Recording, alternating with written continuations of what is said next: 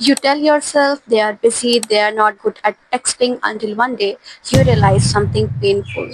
They have never been confused about your value, but you have been confused about theirs. Before we continue, if you are new here, hi, I'm Shruti, and this channel is a space where we talk about healthy relationships, self-worth, feminine confidence, and becoming the version of yourself that never has to beg for love. If that is the kind of life you're trying to build, I would love for you to subscribe this channel.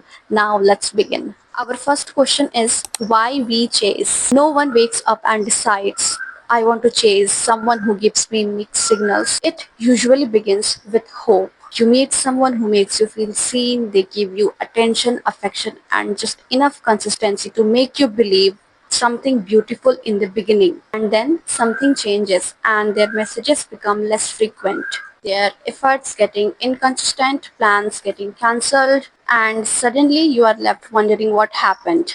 And instead of stepping back, many of us lean in. As a result, we text first, we over explain, we convince ourselves if we love harder, communicate better, then things will go back to normal how they were.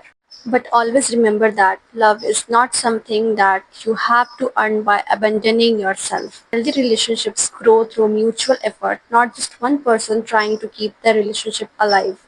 And what if I can tell you that mixed signals are still signals? One of the hardest things to accept that uncertainty can be an answer. When someone consistently leaves you guessing, disappears without explanation, or only reaches out when it's convenient, those are the patterns that tell you something. But that doesn't automatically make them a bad person. Sometimes people are emotionally unavailable, sometimes they don't know what they want, and sometimes life gets complicated genuinely. But also, regardless of the reason, you deserve clarity, respect, and honest communication.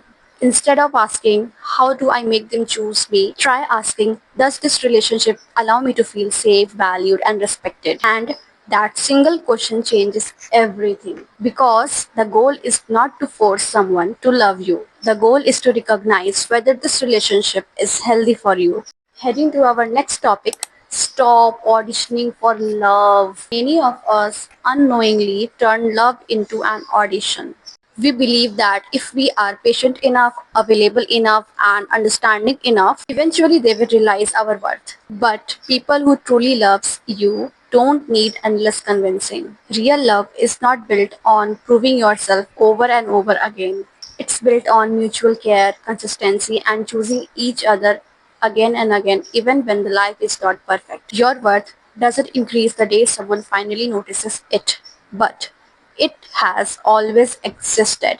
The only question is whether you are giving it to the people who doesn't know how to appreciate it. The moment you stop measuring your value by someone else's attention, you begin to experience a different kind of peace. A peace that is not dependent on replies, validation, and chasing. If there's one thing I want you to take away from this video, it's this: you should never have to sacrifice your self-respect just to keep someone's attention. The right relationship won't require you to constantly wonder where you stand. It won't make consistency feel like a reward you have to earn. So, the more you choose yourself, the less you will accept relationships that leave you feeling anxious, unseen, or emotionally exhausted.